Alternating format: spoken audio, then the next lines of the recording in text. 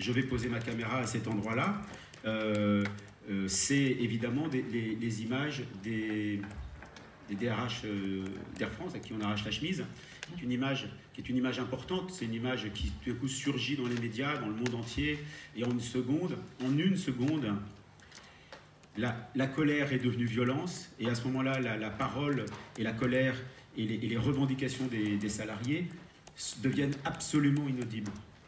Parce que toute personne normalement constituée se met du côté de ceux qui se font arracher la chemise.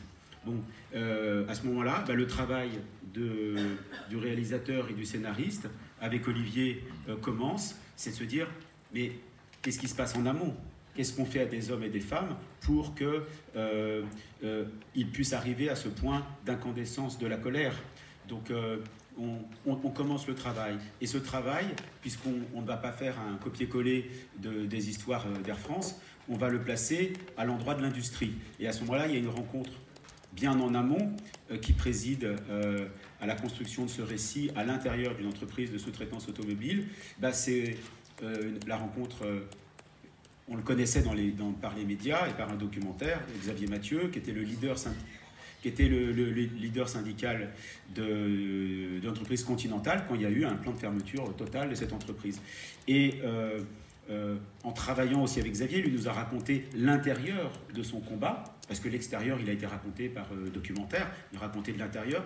Et puis, voilà, avec Olivier Gors, on a rencontré des syndicalistes, des avocats, de salariés, mais aussi des experts. C'est là où j'ai rencontré Olivier Lemaire, mais aussi des DRH d'entreprises qui avaient participé à des plans sociaux, qui ont très aimablement soulagé leur conscience en demandant à ne pas être cités au remerciement, évidemment. Mais c'est intéressant parce qu'ils m'ont aussi parlé de la langue qu'ils utilisaient quand ça existait. Ils m'ont aussi parlé de leurs émotions, parce qu'à un moment c'est des hommes et des femmes, hein, c'est pas des gardiens de camp de concentration, les mecs. Donc ils font aussi avec ce qu'ils sont. J'ai aussi parlé avec des patrons, des directeurs d'établissement et des avocats du patronat pour construire. Pardon, quand je dis je, c'est évidemment toujours avec Olivier qu'on fait ça. On amasse une matière du réel très importante pour construire la parole la plus objective possible et la plus honnête possible pour tous les intervenants de ce drame, et pouvoir poser le plus objectivement la situation, et charge au spectateur de se poser la question de savoir si on ne marche pas sur la tête dans notre monde.